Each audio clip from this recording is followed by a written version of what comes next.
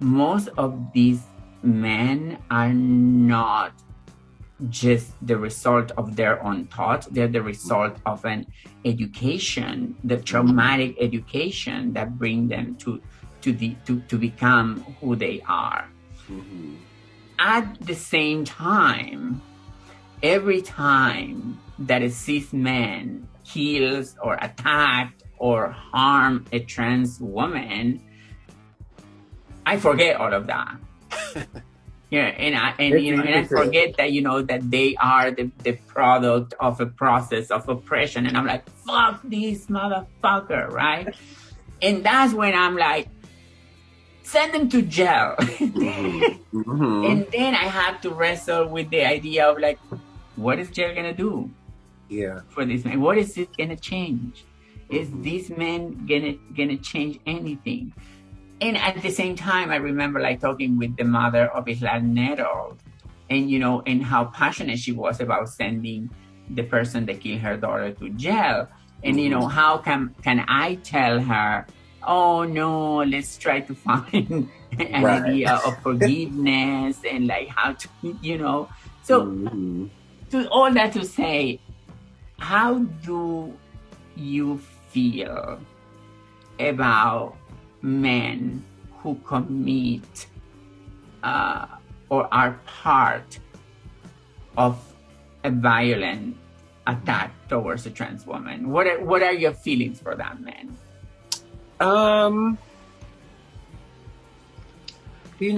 I think in the immediate moment, it's like, yes, they got him. He's going to jail. But oftentimes these are Black men we're talking about. My job as a person with like thoughts, who shares their thoughts, and a person that has organized, my work is not supposed to necessarily be the easy thing, I'm not supposed to be able to focus on that kind of immediate feeling of revenge and relief that comes from somebody being locked up. That my work is to imagine, how do we intervene before it even gets to that point? I don't delight in people getting locked up because, like you said, it's not going to change anything. Are we going to lock up the patriarchy, that contributed to the mindset that, led to a man killing one of these women? Because if we're not going to arrest the patriarchy, if we're not going to try to rehabilitate that, it's still going to permeate through our society, and people are going to continue to do the same wicked shit, at the hands of fear and a lack of understanding. So I just don't think our work is supposed to be that was easy. It's easy to lock somebody up. I want to be able to see, what are the other possibilities? And I think this kind of percolating conversation around abolition, and defunding the police is bringing some of that narrative, some of those ideas into public consciousness. But I think for us to really be able to accept those things, we have to be more interested in a total transformation of our society than getting rid of quote unquote bad guys. I have experienced so much violence, mostly from law enforcement. Most of the violence that I have experienced, as a sex worker, came from law enforcement. Sometimes, I think like I am fully aware of my feelings about abolition, and sometimes I'm confused, Yeah. and that happens again when I see like I remember, I don't know if you saw like these folks attacking this trans woman in LA. Remember that it was all in video. It's so hard for me to have any kind of compassion to their story of oppression and what is it that made them get there, and just say like, put them in jail.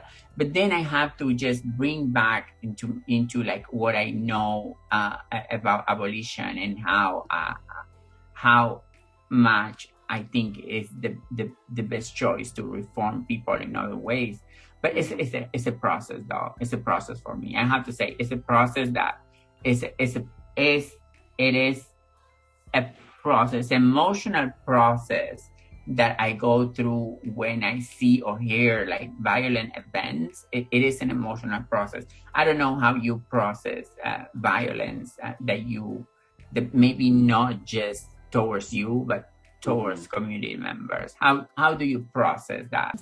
It pisses me off too, and I think it's really valuable for us to be open about how it's upsetting, and how when we are upset, what feels most simple, what feels most accessible is carceral punishment. We want people to get killed. We want the state to kill them. We want people to get locked up. And that happens to me too, but that's because that is the world that we've lived in, and that is what we have been fed over and over and over again, that this is what is possible when something happens. So my thing is, yes, my visceral responses are just like yours. I'm like, lock those motherfuckers up, kill them, beat their asses, those same things. But when I take that moment to pause, I'm like, that is just, feeding into the wheel. That's just feeding into the cycle. I want to be able to imagine different possibilities for the people who feel like they need to cause harm, as well as those of us who are experiencing it, because I just feel like it's not gonna end. It doesn't end with locking people up. I want a society that is that has the foresight to understand that A equals B, which equals C, which understands that if you don't teach people about their bodies, they will be afraid of their bodies, and they may kill other people because of their bodies.